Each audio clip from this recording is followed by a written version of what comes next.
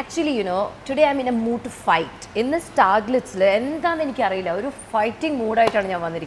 Maybe because I have the kickboxer himself, Hakeem. Tiger Zinda hai Hakeem with me, who is a Hollywood star, Bollywood, and he just fought with Salman, okay?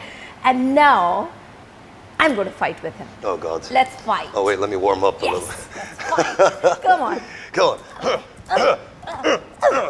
That hurt. It hurt, huh? Oh my God! Why do I always die in every movie? I don't get it. Oh yes, my Red Bull helped me today. All right, that's so sweet of you. And let me ask you, so how was the journey to Bollywood? Before asking anything. Oh wow, let me tell you, first I got to start with, I am super impressed by Bollywood. I mean, they are so organized. And I was saying this earlier, I was saying that how amazing it was that it made me feel like I was one of the Indians. They made me feel like I'm one of their own people. I was never treated differently because I'm the Arab or the Canadian, or it was never like that. They treated me with so much kindness and respect that every day, I remember the last day of the shoot when we wrapped up Tiger Zinda Hai, and I would almost tear up because I never wanted it to end. It was like a family, and it was just all so positive. There was absolutely no negativity whatsoever. Great. I mean, Bollywood has impressed me the most, and I've worked Hollywood, I've worked China Film Co., obviously, with Jackie Chan, but really Bollywood takes the cake. I mean, working with Indians was the most amazing experience I ever had. That's great, and that's a beautiful beginning of a new journey that you're going. Yeah, I mean, going with toe-to-toe with Salman Khan, the man himself. Yeah. And that was the first thing we filmed, actually, was the fight between me and Salman. Wow, and acting with Salman, the Salman, is a dream come true for anybody. It is. And having a compliment from him is even more like, you know, a great thing. Yeah. And I'm sure that I've heard that he's told you that you have the fastest kick that he's ever seen in Bollywood. Yeah. Talk to us about that. Well, the thing is, the first thing we filmed was me giving him that kick when he doesn't know that I'm coming from behind the leathers. And then I throw that really fast kick that my father was watching the movie last week in the cinema hall, and he missed it because he blinked. So I'm like, I showed it to him. He's like, I didn't see that. I said, yeah, Dad, you were in the movie hall. You missed it.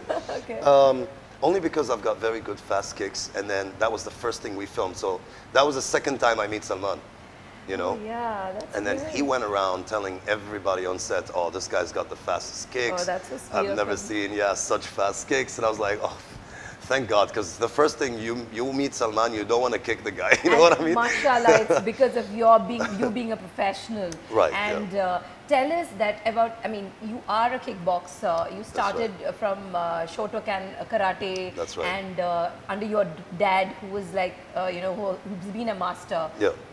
Abdul Rahmanji. So I mean, talk to us about your childhood. You said you're an Arab, and are you born and brought up in Dubai? Born and brought up in Dubai from Syrian Turkish origin. Well, Canadian passport, but I don't say I'm Canadian. I say I'm Syrian Turkish, born in, you know, from Dubai. I was born and brought up in a karate dojo that was run by my father. Right, run by your father. Yeah, so it became like a lifestyle, not just a, you know, it became an everyday thing where I'd go every day. From the age of? Oh, I mean, my dad started that dojo before I was born. Okay. So my mom walked into the gym carrying me when I was 2 days old. I can see that. All right. So I mean, right from the beginning, you've been training, and from there, how was the switch from karate to kickboxing?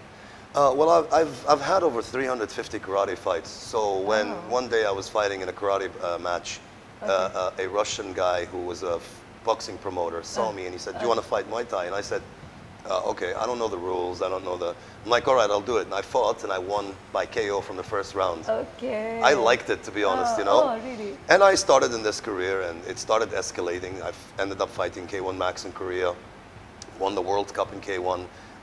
I fought with one of the UFC fighters, and the fighter who beat Kid Yamamoto from the UFC fighter, I knocked him out in the finals in the third round. And then, you know, it started going from there, and became a job for me, and a professional one. And then I retired about 4 years ago. Okay, and how did the title, the Scorpion, how did that happen? Well, I mean, I love scorpions. You see that on my ring as well. Let me see. Oh, that's nice. Yeah. Okay. And the thing is with scorpions is, if you catch a snake by the head, she won't be able to bite you. But no matter where you grab a scorpion from, it'll sting you. And I like that. I like that attitude. I am like that in the ring or in life itself, you know. Yeah. And it doesn't have to be in a negative way. Actually, it's in a very positive way. You know, you could carry a scorpion all around all day long, but the second you bother him, he's yes. Yeah. Yes, he can be that. He is a sweetheart. At the same time, if you piss him, then that's it. Is that right? That is right. That is right. Yeah, that's right. Okay. So let me ask you, and you are like, you born and brought up in Dubai, and you started fighting and things at the very early stage, and you've seen the movies of Jackie Chan, Van Damme, and inspired by them you came into movies. How was the idea of coming into movies? I mean, when I was a kid, I always wanted to be an actor. Always watching Van Damme, watching Jackie Chan. Since the 80s, you know, we didn't have all the DVD and stuff. We had one crappy video that was Jackie Chan's movie. And I would watch that and I would be like, hey, I want to do this one day. And my parents would be like, you know, you got to find a job, you got to study, you got to do education, which I did. The normal thing. I graduated from the American University with honors, 93% students. Great. So, students, kids, look at that. Yes, yes, that's a message. You can go after your dreams, but you have to have the basic education. The basic education. You have to educate yourself with everything generally, you know, and only then. Because if you don't, I would always say this: if you don't accomplish the basic tasks, you'll never accomplish the big tasks. You're right. Absolutely right. And this is actually a message for kids, because they do think they follow the passion, but they keep the education aside. Which is not a right thing to do. Basic education always needed. Basic education. I mean, that sounds to me, it sounds like someone is lazy and they just want to do this, and if it doesn't work, they want to give up. It doesn't work like that, unfortunately. There's a, you know, you have a to law. have a backup plan. Yes, always. Yeah, absolutely. That's right. And after being a big fan of Jackie Chan, you worked with him in the movie Kung Fu Yoga. That's right. Oh my God, that's a dream come true again. That was How a dream. Talk to us. I mean, honestly, Jackie Chan is Jackie Chan. Yes. Since the 80s, when I was a kid, I grew up watching him. Yes. And there was this, we used to film fight scenes, me and my friends in my karate dojo. And just post them and say, you know, hey, I want to be in a movie with Scott Adkins. I want to be in a movie with Jean-Claude. But I heard Jackie Chan was doing Kung Fu Yoga. I didn't know he was coming in Dubai. But I just wrote on Facebook saying, I really want to make a movie with Jackie Chan. And you would never believe it. 1 month later, law of attraction, right? 1 month later, we hear that there's a movie here that's filming, and it's Kung Fu Yoga, and it's Jackie Chan. And I was like, oh man, there must be prayers. I'm definitely in this film. Definitely, that's the true passion there. And it was supposed to be, they were only asking for stuntmen. So I was supposed to walk in, get punched a couple of times by the legend, which I don't mind. I mean, Salman broke my neck in Tigers in the Hay. But, you know, when you're getting punched and kicked by Jackie Chan, that's a cool thing. But during the rehearsals, and there was like 5 of them, right? They asked me before even filming, can you fly to China? And I said, I would love to fly to China. Are you kidding me? And I knew that Jackie must have seen it and, you know, decided, hey, this guy, because I have a unique style about me. It's not just the fighting skill, but I do have a unique style, and it's my size. I'm not a small guy, but at the same time, I can still do all those high kicks, jump flip kicks, the fast ones. So I've got a unique style that a good eye would catch that, and Jackie saw that, and so did Salman. I mean, being a thorough professional that they are, he is. And you know, this just shows how secure they are. You know. Again, I was about to say that, because the thing is that normally these people, I mean, they don't promote. Normally, when they are not secure, they don't promote the talents, young talents who are just, they feel that there is a competition. But these people are so secure and so, I mean, professional that they, when they see the right talent, they just Oh yeah, because take it. Salman's always going to be Salman.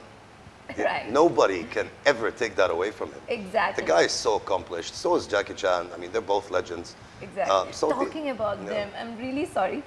I can't help it. Oh, Let me God. hold your hand. This is the hand. Okay, let me hold it first. Okay. This is the hand that punched Salman, the Salman, and Jackie Chan. I'm holding this hand Okay. now and see how lucky I am. Wait, let me warm up a little Let's bit. go on for arm wrestling. Okay, let's do this. I'm gonna do this, okay? Stargless viewers, only for you guys. We are gonna do the live arm wrestling. I'm going to take it easy on her. That's what I'm gonna make use of the situation, okay? He's gonna. Are you ready? Ready, go. Wait. Okay. Okay, ready? Yeah, it's all set. One, yeah. two. Wait. The ring is kind of like, yeah, that's much better, right? See? I'm He's already not, nervous. I'm not nervous or anything. He's nervous. I can see that. I'm not. Okay. Okay, ready? That's right. 1, 2, 3. Yes. Yes. Go on. He's a macho. Go on. See, look at that. He's cheating. Cheating. Yippee! Yippee! Yippee! I got it. I got it. That proves that he's not just a kickboxer, he is an amazing actor. That was wonderful. This biceps, do you think it was so easy for me? Yes, that proves that he's a good actor. She's tough, yeah. Thank you.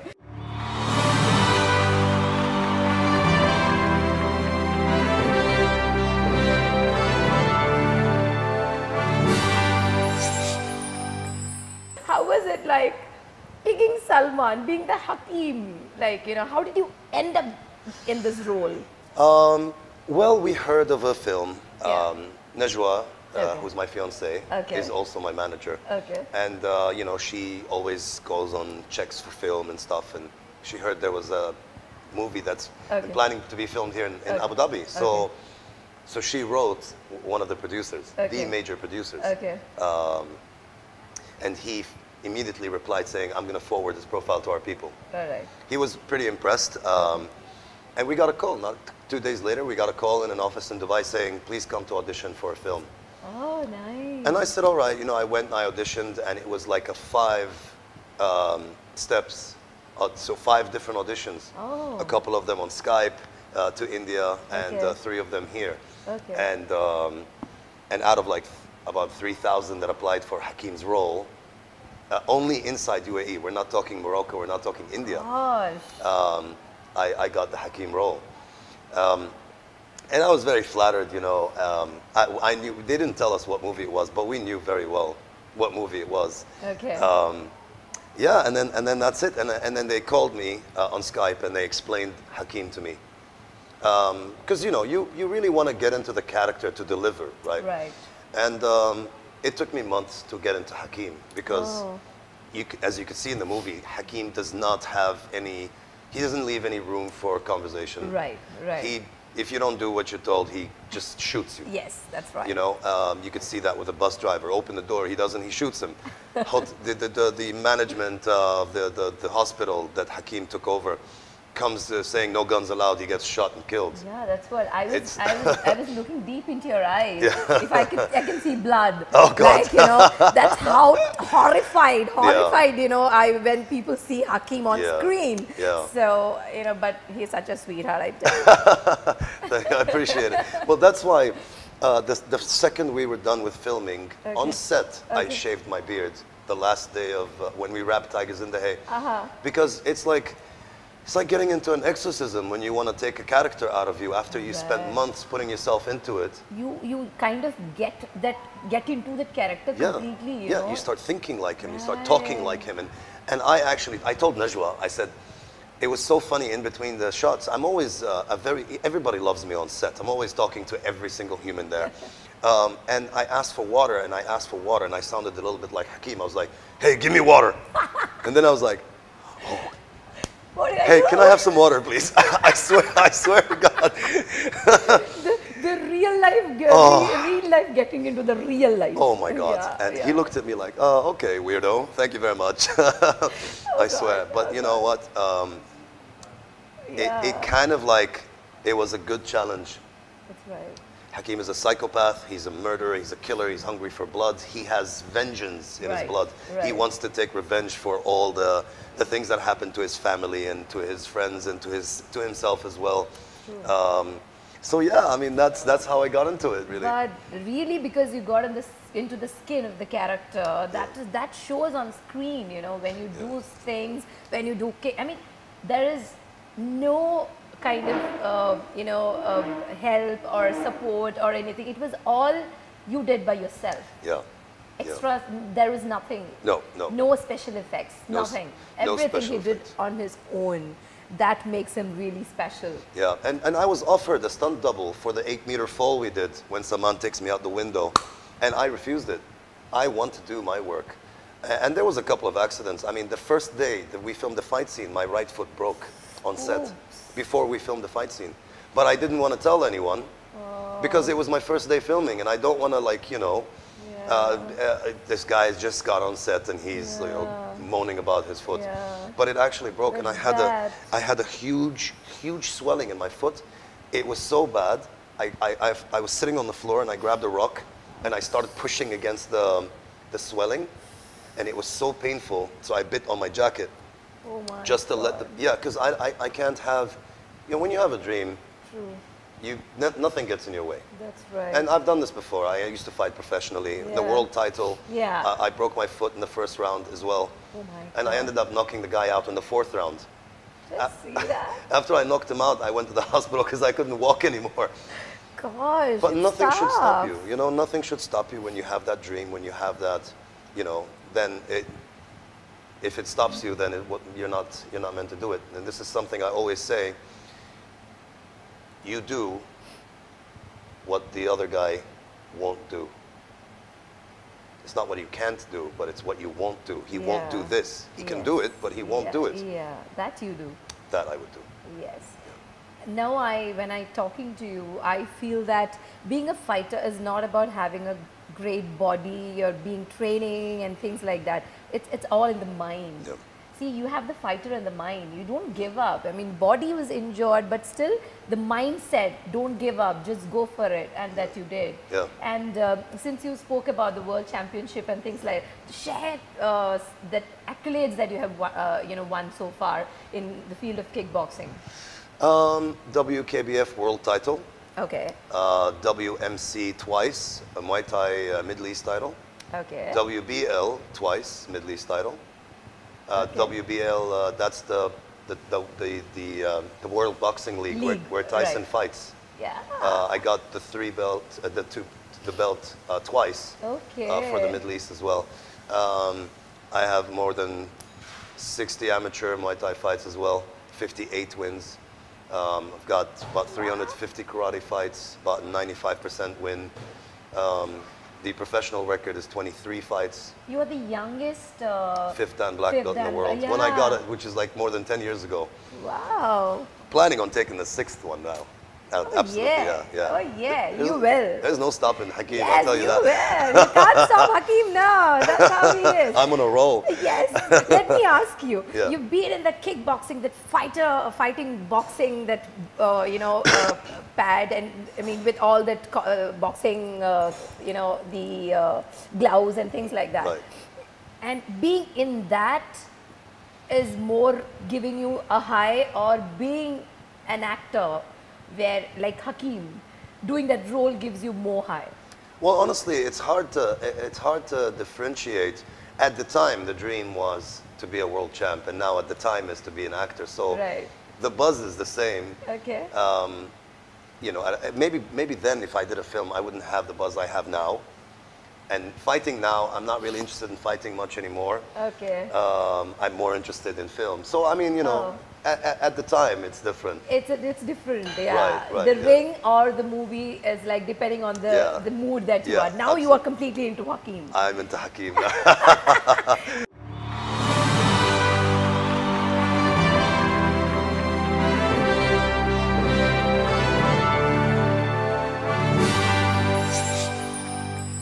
Talk to us about the Hollywood journey that you've had. Well, the Hollywood started with, well, the first thing I ever did was I was an extra in Fast and Furious 7. Okay. Yeah. And but I was just an extra, like a guy standing in the back. And Oh, but still, being a part of it is a great thing. Yeah, I mean, no matter how it is, you make connections. You see the set, you learn. Whether it's whether you're the water boy or an extra or the actor, you learn so much. I mean, I feel a movie is a contribution of the whole team. Right, absolutely. The front end and the back end. Absolutely. Yeah, Absolutely. so being there as a part is a great thing. Absolutely. So how was the experience? Fast and Furious 7 wasn't a great experience. Okay. Unlike, I'll be honest and frank to be honest, unlike the Indians, they are very sweet. Indians are very, very nice to the extras, they treated me the same they treated Salman, the same they treated the extra. For being an Indian, I feel so happy that you said Oh, I would be proud if I were you, honestly. Oh, yeah, honestly. great. With Hollywood and Fast and Furious 7, the extras were treated like the extras. like less than the extras. Oh, okay. I mean, yeah, we were extras at the time, but we made the movie look like it wasn't filmed on an island alone, right? Because of us, it looks like a city. True. But then, maybe it was just that production. But then I moved to Star Wars. I was supposed to be an Force extra. Awakens, yeah? No, Star Wars. Yeah, The Force Awakens. Yes, yes. My bad, my bad. I was supposed to be an extra. Okay. But then they took me up one level and I went and I became the stuntman. So I'm actually credited as a stuntman in Star Wars 7. Great. Where I did, there was a couple of explosions and I ran and I jumped. Oh. You could see it in the film, but you can't see who it was. But you could see me jumping out of an explosion, which was pretty cool. I found it like, wow, so Fast and Furious 7 extra, Star Wars 7 stuntman, and then just climbing the ladder. Featured stunt with Jackie Chan and Kung Fu Yoga, which was the and then I did another film, a European film. It's not out yet. Yeah. And then Tigers in the Hay, the Dream. The Dream. Yep. The Salman. Oh, Salman, man. What an awesome guy. You can go on and on and on. Talking about him. Unbelievable. The guy's just fascinating. He fascinates me. Right. And besides the fact that he is a down-to-earth guy, that he's nice and he's polite with everyone, besides all that, if you think you love Salman from watching his films and hearing about him and seeing his interviews, wait till you meet him. Yeah. You're going to love him 100 times more. More when you meet him in person. Yeah. Oh. Smart, intelligent, and smart in a very good way. Great. Like he would sit there on set really quiet, right? Okay. And all these things would happen and he wouldn't interfere in anything. He would just watch. And then at the end of the night when we're done and we go back to, the hotel, I'm chilling with him and then he starts coming up. If that was done like that, it would have been better. And then this guy that said that, he watches and analyzes. That's great. That's a smarty. And smart, and he remembers detail. Oh, great. Like, he loves me singing that song Hangover for him, right? Yeah. He made me sing it like 5 times for him, I swear to God. Please sing for us. Oh, God. Please. Please. All right. You're reminding me of Salman now. My God. And he brings Katrina. First, he calls Daisy Shah. Hey, listen to this guy singing. He makes me sing it for Daisy. And then the next night, he says, Katrina, this guy can fight, he can dance, he can sing too. He makes me sing for Katrina Kaif. You sang for Katrina? Yeah. Oh, God. Sing for me, too. All right. Okay, he sang for Katrina, he sang for Daisy, and now he's going to sing for Pravada. All right, here we go. I can't remember the words so well, but here goes. Ek jagah bhi kabhi rukar nahi, ek jagah bhi kabhi jikar nahi, jaisa maine chaho mujhe, ve sako ye dikar nahi. Yeah, something like that, I think I remember. But I mean, he always makes me play the music and then I go louder and louder. Wow. And then at the screening of Tigers in the Hay, Shah Rukh Khan was there, right? Okay. Shah Rukh Khan is such a nice guy, man. Yeah. He walks by. King Khan. Yeah, he looks at me, turns around, looks at me again. And he's like, hey, congratulations. Wow. I was like, oh, wow. So if Shah Rukh Khan, Anil Kapoor approached me and congratulated me, then I did a good job, Yes. So then Salman's like, hey, Shah Rukh, listen, this guy can sing Hangover. I'm like, are you serious, Salman? Walking me around, making me sing. So I sing to Shah Rukh Khan. He gets up, he comes and gives me a hug, says, thank you. He's like, next time you're in India, let Salman know, I'll come and meet you. I said, oh, wow. All right. You never know about Salman. Maybe for next movie, he might call you for singing. Oh, God. You never know anything about Salman. I mean, I sound like a train, honestly. I sound like a bus. I can't sing, and he just finds it so cool. Salman's like that. The passion is there. Yeah, he likes anything that is not Fake. that's original. Like, Original. I can't speak Hindi. I don't speak Hindi, you know? Yes. And I'm singing the song in Hindi, so Yes. he finds that so cool. That's what. I'm a big-sized guy, and I do all these breakdancing moves. Oh my God! In the rap party of Morocco, I started doing a dance against one of the instructors of Salman, the dance instructors. Okay. So I beat him in the breakdancing, and Salman jumped in and picked my hand up, and he's like, "Winner! Yeah!" I swear, I was like, "Oh my God!" So here I have an actor who is a great dancer, singer, fighter. My God, you have Terrible everything. You have everything in you, man. I appreciate it. Thank you. Just move on, and now Bollywood is all yours. Oh, I can't wait. I can't wait because I want to work with Bollywood again. I want to work in Malayalam films as well. I want to do more around India because That's all the message to the Malayalam directors out there. He's all set to do a Malayalam movie. Just call him. He's there. absolutely, Are you sure? I am ready for it. I'm waiting for it actually. Oh my God. And we started actually trying to get contacts from the Malayalam industry because that's a beautiful industry. Yes. These guys appreciate film and good actors so much. Right. And I heard they love the bad guy, and I mean Yes. Hakeem is like the worst guy in Tigers in the we Hay. love the bad guys, and these days movies that we make, action-oriented movies we try and match up to that Hollywood standard. Yeah. It's getting bigger and bigger. Well, the way it is. I mean, to be honest, Tigers in the Hay kind of like you can't. It's not even fair saying that it matched to Hollywood because I think it exceeded that. See, wow. I mean, if you want to compare a movie like Tigers in the Hay, what would you compare it to? Like, Black Hawk Down, or some of those dramatic Saving Private Ryan. Yeah. The drama there was too much about the American heroic thing, Right. while it was in Tigers in the Hay, it was about fighting for your country, fighting for your love, fighting true. for what is right. And this is It is something. connecting more to the real emotions. Yeah. Fighting for the real cause. Exactly. Real emotions. And then if you listen to Abu Osman, Yeah. he keeps saying things like, we're doing this because they killed our children, they killed this, they killed that. So he's giving you all the reasons, all the excuses. Yeah. It's not just one-sided.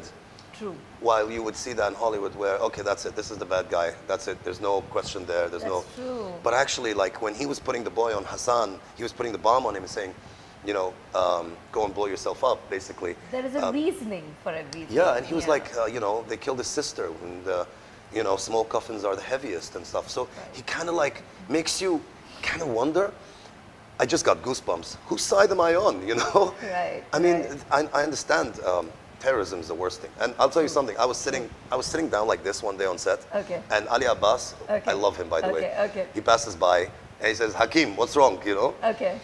And he talks like that. He's like a father. He's younger than me, but he's Okay. like a father to everyone on set. Okay. And he's like, Hakeem, what's wrong? And I said, I'm playing one of the worst characters True. ever. Because of them, Arabs are suffering more than anyone, True. and it makes us look bad. Right. And I'm playing one of those characters that I hate the most. Right. And you have to convincingly play it. Oh, absolutely. Yeah, And I'll yeah. tell you something, I'm more than happy to make Hakeem look so bad. And I think I accomplished that because everyone was like, wow, man, Hakeem's so bad, so terrible, frightening. That proves you as an actor. Yeah. Yeah. Yes. And it also proves how much I hate these guys. I'll tell you. Terrorists are terrible for everyone. Right. And the movie shows you that. Absolutely. That it's terrible for Indians, for Pakistanis, everyone, for Europeans. For humanity. For humanity. For Right. Arabs. Yeah, like yeah. Salman says, what's important is being human. Right. It doesn't Be matter human. what culture or That's what he is, brand ambassador of Be Human. There we go. That's right. It was lovely talking to you. And Salman is a fighter. I know he's got a big, he's also equally He's a big guy, a a guy scary, yeah. and things like that. And fighting with Salman and also, fighting with me. Yeah. which they both beat me. Proves that he's such a down-to-earth, very simple guy. Hakeem in real life is a sweetheart, ladies and gentlemen. So I'm so happy that I could meet him and I could have this chat with him and we could have it, him fight, talk to us about his fight and his experiences. Lovely talking to you. Lovely talking to you too, honestly. Thank you for having me so much. Big hand up.